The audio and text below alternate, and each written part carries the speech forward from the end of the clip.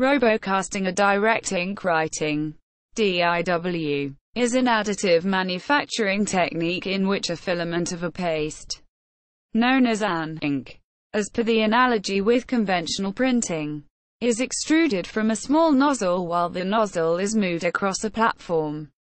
The object is thus built by writing the required shape layer by layer. The technique was first developed in the United States in 1996 as a method to allow geometrically complex ceramic green bodies to be produced by additive manufacturing. In robocasting, a 3D CAD model is divided up into layers in a similar manner to other additive manufacturing techniques. A fluid, typically a ceramic slurry, referred to as an ink, is then extruded through a small nozzle as the nozzle's position is controlled, drawing out the shape of each layer of the CAD model. The ink exits the nozzle in a liquid-like state, but retains its shape immediately, exploiting the rheological property of shear thinning. It is distinct from fused deposition modeling as it does not rely on the solidification or drying to retain its shape after extrusion process.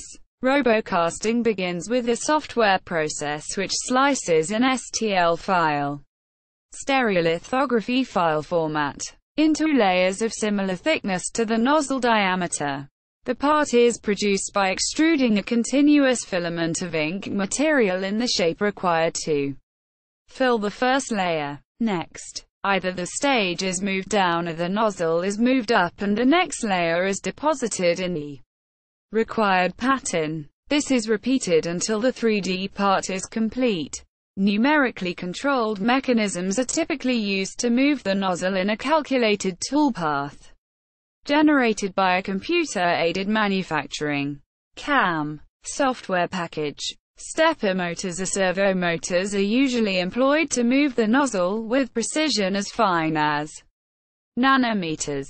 The part is typically very fragile and soft at this point. Drying, debinding and sintering usually follow to give the part the desired mechanical properties, depending on the ink composition, printing speed and printing environment.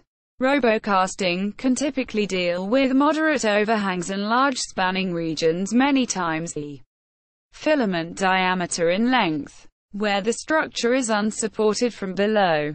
This allows intricate periodic 3D scaffolds to be printed with ease, a capability which is not possessed by other additive manufacturing techniques.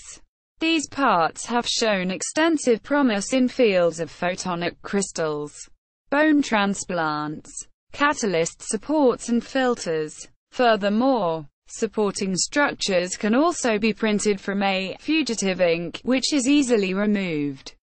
This allows almost any shape to be printed in any orientation.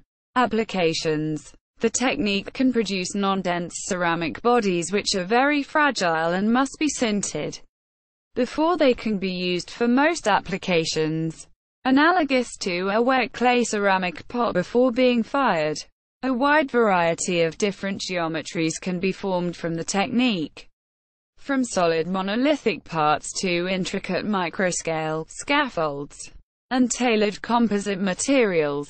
To date, the most researched application for robocasting is in the production of biologically compatible tissue implants. Woodpile, stacked lattice structures can be formed quite easily which allow bone and other tissues in the human body to grow and eventually replace the transplant. With various medical scanning techniques, the precise shape of the missing tissue was established and input into 3D modeling software and printed. Calcium phosphate glasses and hydroxyapatite have been extensively explored as candidate materials due to their biocompatibility and structural similarity to bone. Other potential applications include the production of specific high surface area structures, such as catalyst beds of fuel cell electrolytes, advanced metal matrix and ceramic matrix load-bearing composites can be formed by infiltrating woodpile bodies with molten glasses. Alloys or slurries. Robocasting has also been used to deposit polymer and sol gellings through much finer nozzle diameters, less than 2 micrometers, than is possible with ceramic inks. Robocasting. MIT Technology Review.